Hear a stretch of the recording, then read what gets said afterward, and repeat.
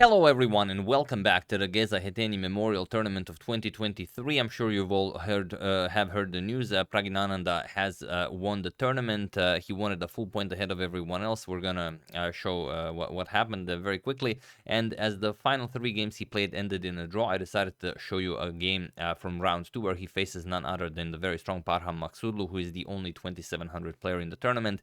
In the live standings, of course, Pragg is now also over 2700, but in the actual ratings it is only Parham who is at 2700, and it's a very nice game. Well, let's check it out. So Praggnanandhaa has the white pieces and he opens with pawn to c4. This is the English defense, and I'm sure you guys are wondering why not play d4 or e4 or knight to f3. Those are the pretty basic standard moves. Why would someone even play pawn to c4? Well, it's very useful as it pretty much avoids all the usual openings, and you can still get a very nice game. And if you want, you can even transpose into some of the openings that can happen after you play pawn to d4, because if you play e4, then you have to know what to play against the French. You have to know what to play against the standard d5. You have to know what to play against the Pirc. You have to know what to play against the Scandinavian. You have to know what to play against the Caro-Kann. You have to know what to play against the Sicilian, against b6 with this like Owen's defense. You have to play what to play against knight f6, Alekhin's defense. So you avoid all of that by playing pawn to c4. And like I said, against d4 you also have to know really a lot of theory. And by playing c4, of course, you still have to know a lot of theory, but you avoid e4 and d4 theories that are the most commonly played. So here pawn to c4, and of course he's not going to surprise Parham with pawn to c4. Parham is a 2700 player, so he knows his theory as well, but obviously Pragg prepared something very special. So let's see what's happening here. We have pawn to e5. This is the King's English version, the standard reply to pawn to c4. If your opponent does not grab the center with his pawns, you will of course grab it by playing pawn to e5. So knight to c3, knight to c6, knight to f3, a bit more common, but okay, pretty much we will always transpose into the 4 knights of the English. We have g3 and now pawn to d5, grabbing the full center. We have captures, and now bishop to g2. We have knight back to b6, avoiding the trade, and now castles. We have bishop to e7 and pawn to a3. So these are all very well-known moves.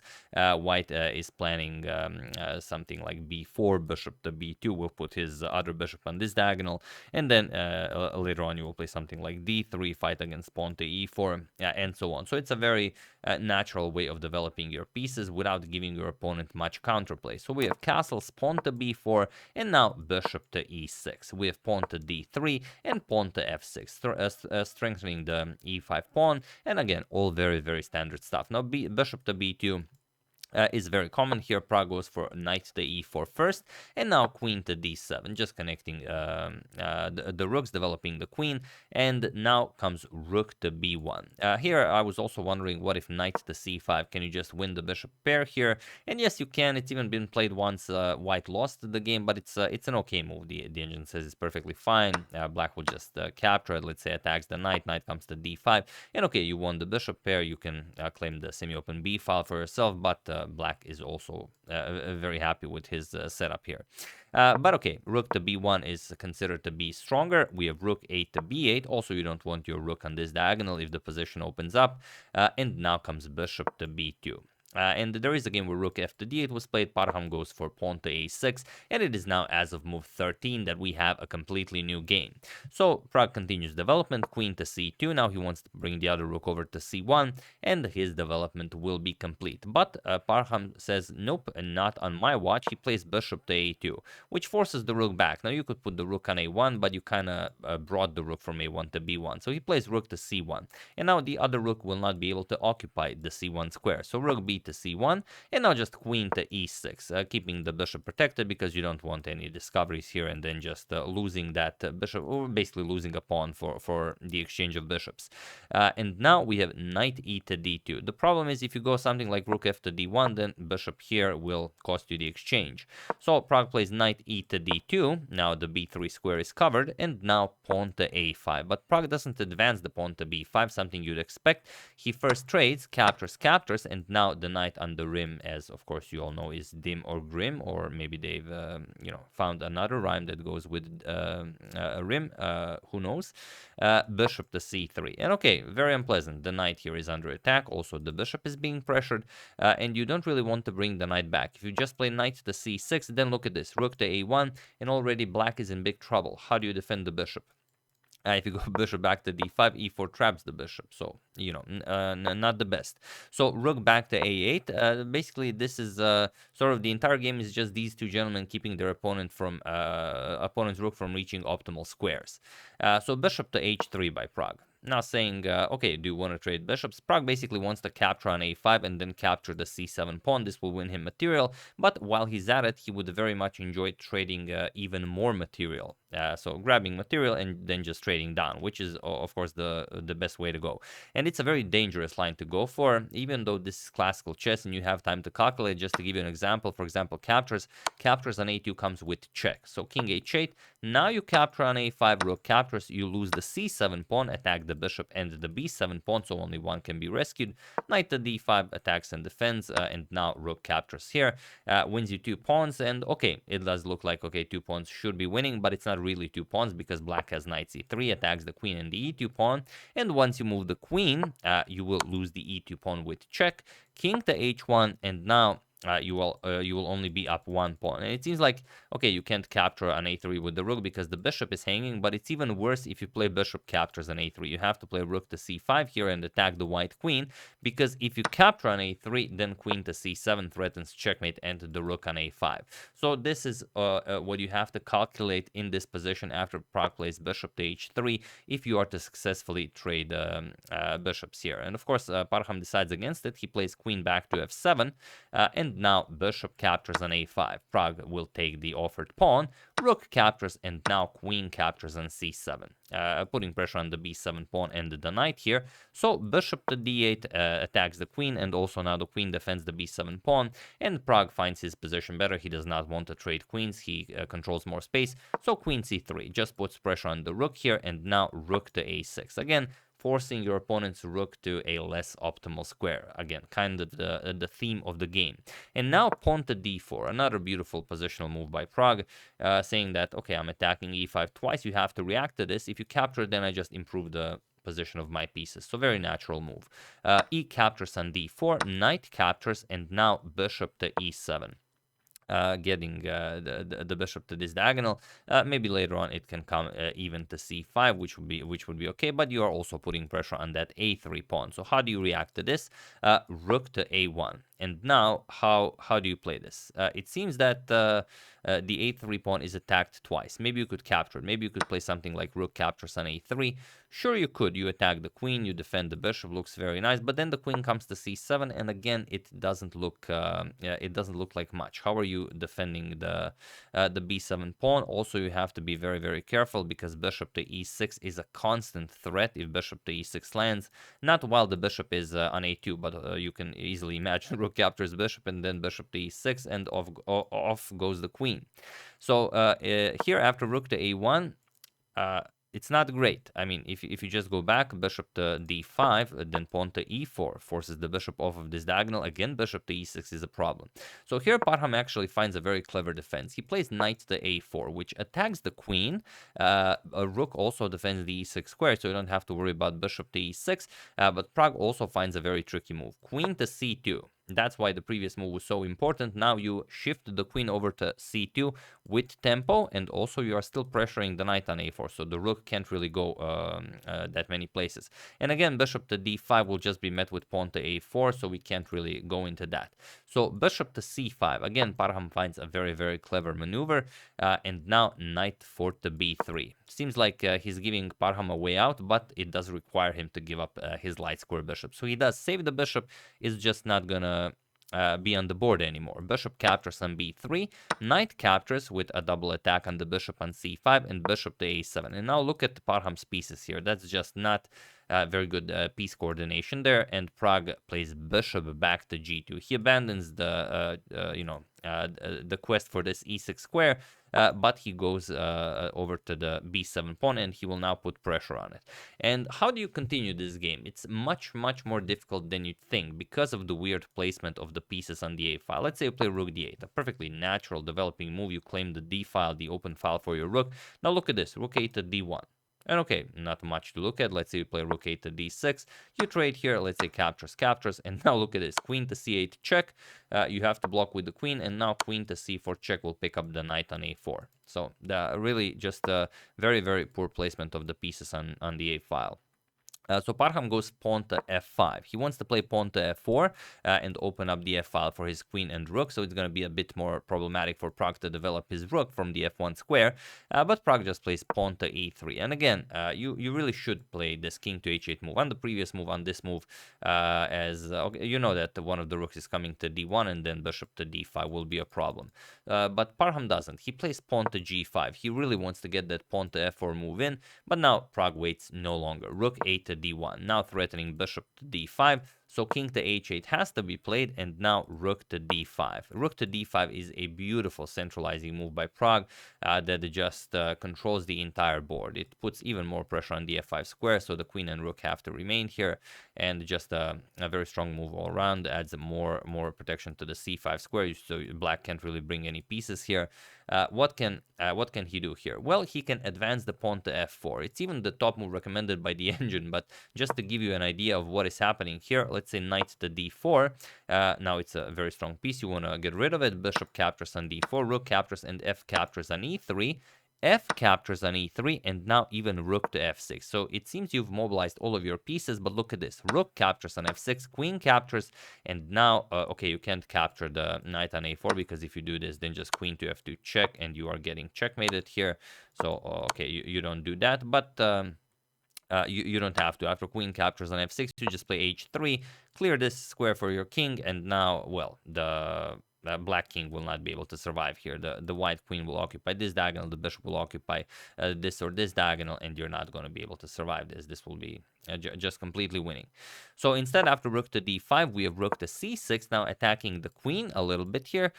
Pragg goes queen to d2, and now we have rook to f6. Now really preparing pawn to f4, and while Pragg could maybe play queen to a5 to go after the pieces here, then maybe even force something like rook back to a6, or even b5 defending the knight, and then the queen defends the a7 bishop, he goes for rook to d7. He just goes after the b7 pawn, and now pawn to f4. Here, with this rook to b5 move, Pragg even perhaps allowed Parham the possibility of a clever defense with bishop to b6. It's such a silly looking move that no one would play it, but you know, if it holds, it holds. I mean, the b7 pawn is defended, but you know, you'd very rarely think of such a move. So here, pawn to f4 was played. Parham just went all out, but now the position is of course completely winning for Pragg, and I'm sure you guys realize that without even calculating. Rook captures on b7 was played. Now the queen is hanging. Parham plays f captures on e3, also attacking Pragg's queen, but now the move that Parham overlooked, rook captures queen on f7, and he was in this position on move 36 that Parham Maghsoodloo resigned the game, as there is nothing more to be done here. Let me just really quickly check what was the situation on the clock here. Yeah, doesn't seem to be... Yeah, okay, they had like a minute and a half each when this was played. So okay, we for a classical game we could consider that both of them were in time trouble. So you know, what are you gonna do?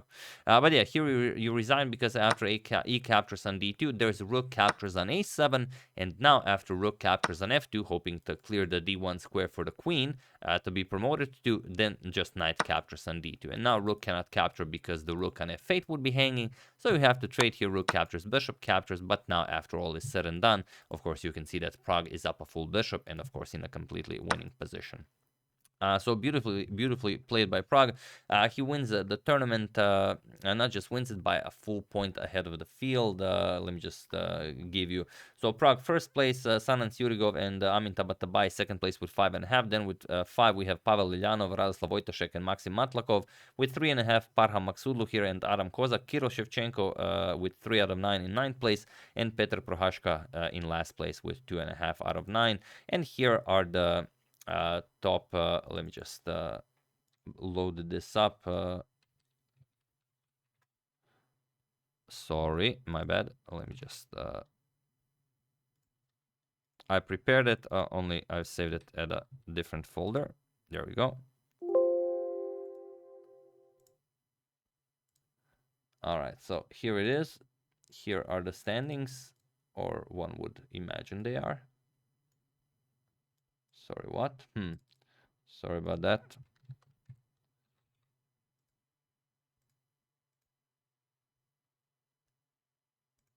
Yeah, there we go.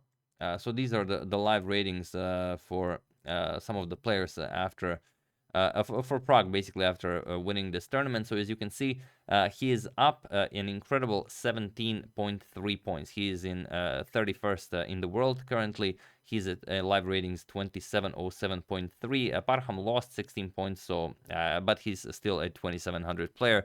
But 16 points is a lot to lose. He dropped down eight places, and you can see some other, like Anish is down 5.5. He's been playing some games. Mamedyarov is up 4.5. Gukesh up 1.6.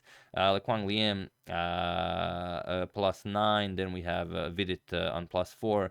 Pentala Hare Krishna +3, also Shankland -2. So not a lot of shifting. Basically, the biggest shifts are Pragg. As you can see, he's 31st, but he went up 16 places. So absolutely incredible by Pragg. And yeah, great tournament. He played it brilliantly. If you remember, he started by winning 4 games, then he lost to Amin Tabatabai, then he won another game, and then he finished strongly by just getting 3 draws. Basically, he only had to go strong in the final round. He faced Radoslav Wojtaszek in the final round, and he only needed a draw. He had the white pieces. He exchanged very nicely, and he just drew that game to win the tournament. Of course, if he wanted to win, he probably could have played for the win, but you know, you're not going to mess up with your chance to win a tournament by, you know, pushing too hard for a win in the final game that you don't need. Some people do that, you know, but it's, you know, if you want to win the tournament, maybe don't do that.